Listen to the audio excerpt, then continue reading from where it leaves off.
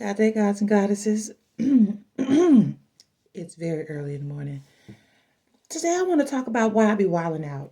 I'm a historian to a certain degree. I think it's more just that I'm curious about a lot of stuff, and I'm like really curious about, my own roots and our roots. And so I said I would say, people that know me, call me chef, right?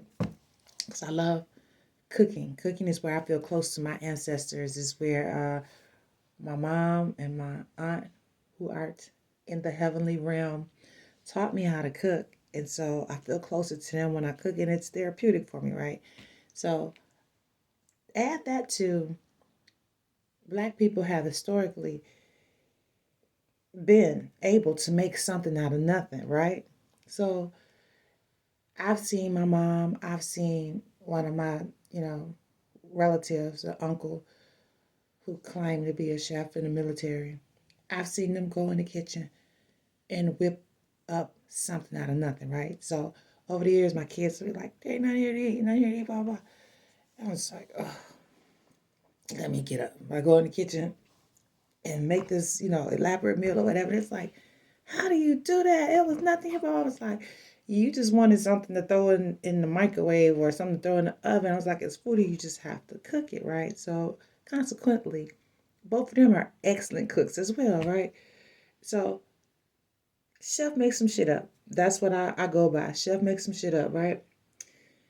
So now I'm curious about like why I'm drawn and attracted to these different types of foods and recipes and stuff. It's starting to get like a deeper synergy to me for some reason. So I'm at the international market.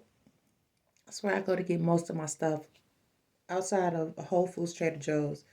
I don't get that much from Trader Joe's, but I go to this international market, right, to get my food. So I'm looking for a couple of staples and a couple of things, and I wanted like I've never cooked lobster, so I wanted to get some lobster tails, but they didn't look like they were fresh enough. Once you start eating in New Orleans, you just get real particular about your seafood. So, said all this to say, I was drawn to try cod liver.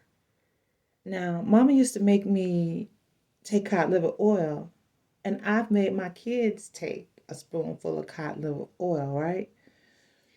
So when I saw cod liver, I was like, let me back up. Why is the oil in a can like that?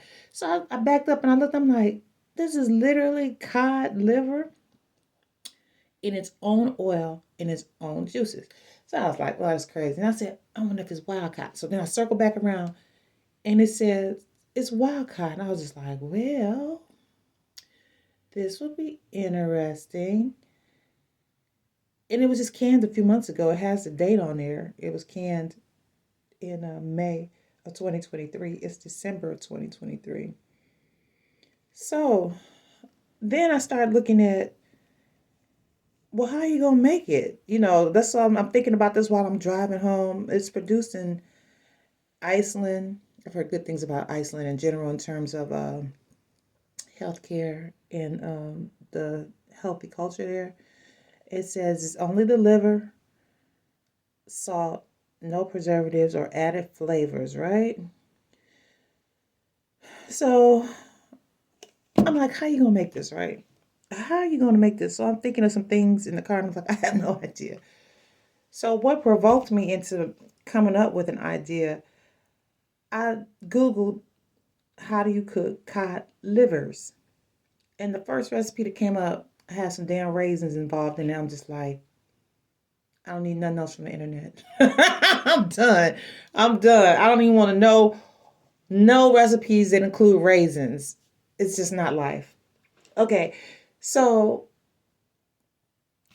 I'm like, what do we do? What do we do with stuff like this? I'm like, do you eat this raw? Do you cook it? I'm like, is it like sardines? I'm like, well, like I said, it's kind of like sardines. It's just the liver of the fish, right? I'm like, you eat sardines out the can. I don't always cook sardines. I have thrown some sardines in some grits. Baby, it was good.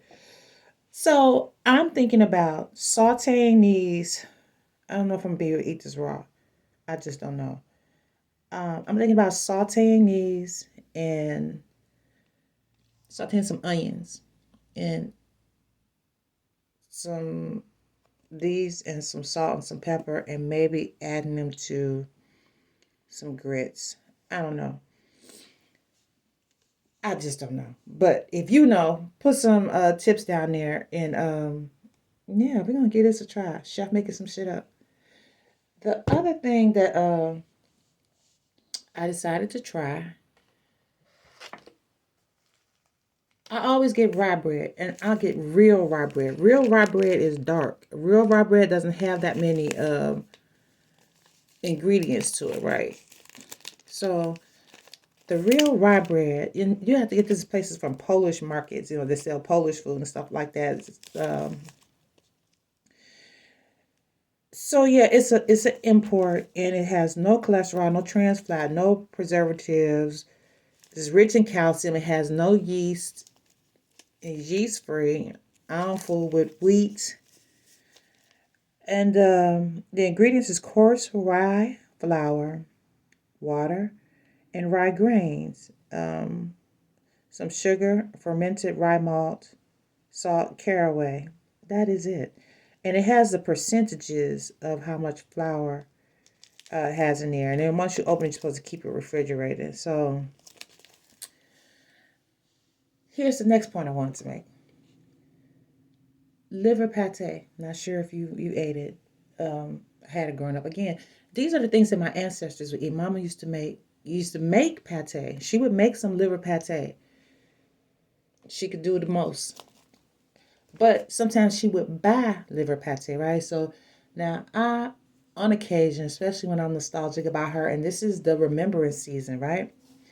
Around the holidays time, you got your memories and those people are not here no more. It becomes remembrance season, right?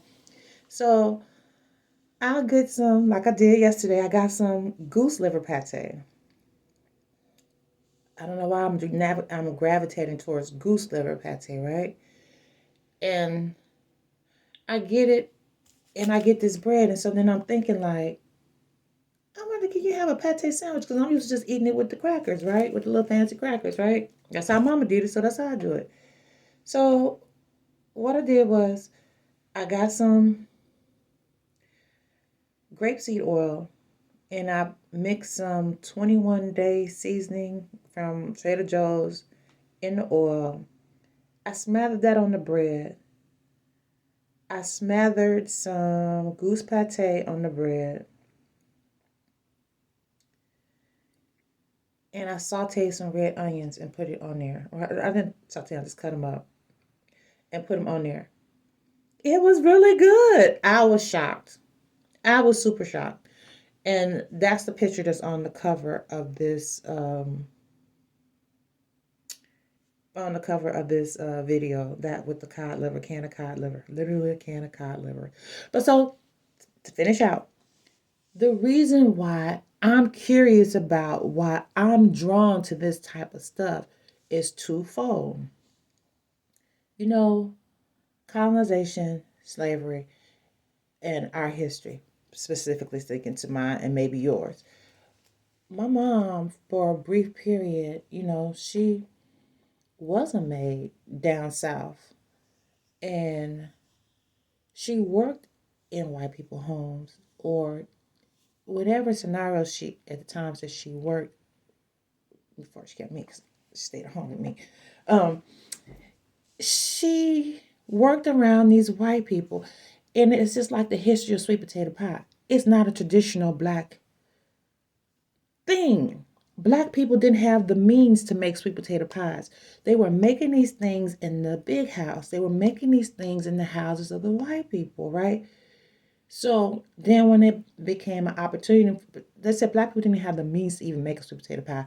It is something that white people in the South started making to throw in the face of Northerners who were making pumpkin pies. And they were just like, we're going to make ours different to separate the North from the South. And we're going to have sweet potato pies instead of pumpkin pies. And that's how sweet potato pies came to be in the United States, right? Racist white people. Racist white people. But I can't wait to get me some sweet potato pie because the way my mama made them, and the history of them being in our family, right? So now I like this liver pate. Is this something that Mama would make when she would do the trays or whatnot for the ma'ams or the misses of the house for them to have their events? And so when she became the lady of the house, the goddess of the shrine, she and they thought that these were the fancy or the elite things because this is something that they never had. This is what the people that had means had. And so is that how it got indoctrinated into our culture? I'm just having that question, that conversation with my mind. So now you've been privy to what's going on inside of my head. Why else would mama eat liver pate is what I'm wondering.